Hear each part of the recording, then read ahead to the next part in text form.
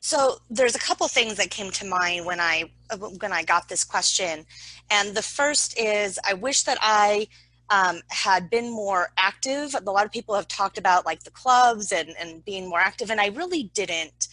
Because I commuted to UCLA. I grew up in Santa Clarita. I went to COC. You can see from what I went to, it was very geographically close. So I commuted to save for financial reasons so I can live with my parents still.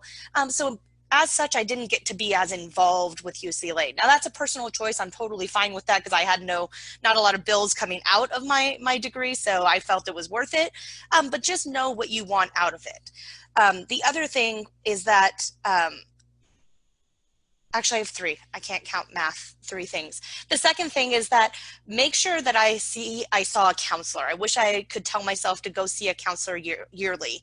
And I tell my students that now as well. Two examples. One, when I was at COC, I had been accepted to UCLA, but they had said, oh, but you're missing this one class, which, sorry, Phil Gusson, it was a poli-sci class, I think, and I had to take it over summer, and I had to get a certain grade in it, so that, I could, my thing was tentatively through UCLA that I would get accepted, so I had to do that. Had I talked to a counselor, I would have already been clear, like everything would have been in line. Did I learn my lesson in UCLA? No, I didn't see a counselor either. And so my last semester or quarter for UCLA, I finally said, you know what, I should go see a counselor. And they were like, yeah, you're going to be 1 unit short. And I was like, oh, well, I don't want to go through a whole nother quarter, so I started scrambling to see what I can do for a 1 unit. And luckily I was able to do something as a solo project with an instructor. But that again, like I didn't learn my lesson to do that. And in fact, my husband, who is the other Professor Silva, who I met at COC as a student, so you never know who you meet at COC, but he went to UCLA as well, and he did the same. We had the same problem. We didn't see a counselor, and he ended up taking like a bunch of units in his last quarter so that we can finish together. So see a counselor because it's important to make sure you're staying on track.